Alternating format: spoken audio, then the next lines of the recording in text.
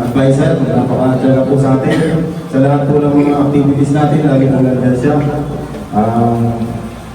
At ang kanya po may bahay, si Ma'am. Maraming salamat po sa pag-uwi po sa amin.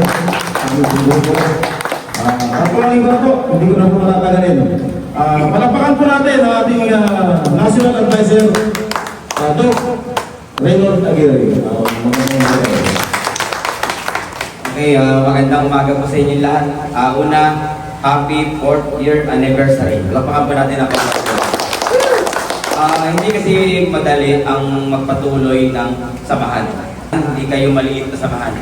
No, iba't ibang lugar, iba't ibang pag-iisip, iba't ibang mga leader at miyembro ang pinamumunuan ni Sir Roger Cabral. Salamat ako dahil kahit na kumaunti, dahil ang hirap ng panahon ngayon ay parami pa yung comrade ko. So, palapalan na natin bawat isa. Okay, bago ko mag-simula ng aking mga sasabihin po ay may alamat ako na sasabihin sa inyo. May isang leader na magaling, malakas at matalino. Ang pangalan niya ay si Alexander the Great. Ang dami niyang accomplishment, ang dami niyang nagawang maganda. At sa pagdating ng panahon, biglang nanghina si Alexander the Great.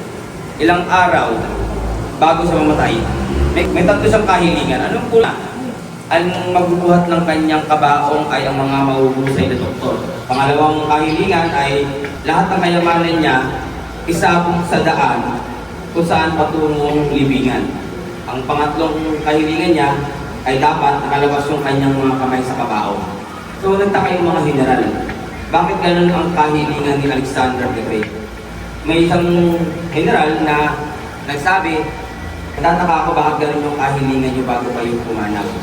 So, liwanag ni Alexander the Great. Una, bakit pinakamahusay ng doktor ang magbubuhat ng kanyang kabao? Sinasabi niya na wala ni isang pinakamahusay na doktor ang makakapagpagaling o makakapigil pagpapunta na tayo sa kamatayan. Pangalawa, bakit daw isabog yung kayamanan? Lahat ng kayamanan, karangyaan, pera, sakyan, magandang bahay, lahat yan mahiiwas sa mundong ibabaw. Kaya isabog, no? Hindi kayang dalhin yan sa kabilang mundo. Hindi yan kayang dalhin sa kabilang buhay. Bakit nakalabas ang kamay? Sinasabi po ni Alexander the Great na dumating tayo sa mundong ibabaw nang walang dala. At aalis tayo nang walang dala. Ano pong ibig sabihin? Dito sa mundong ibabaw,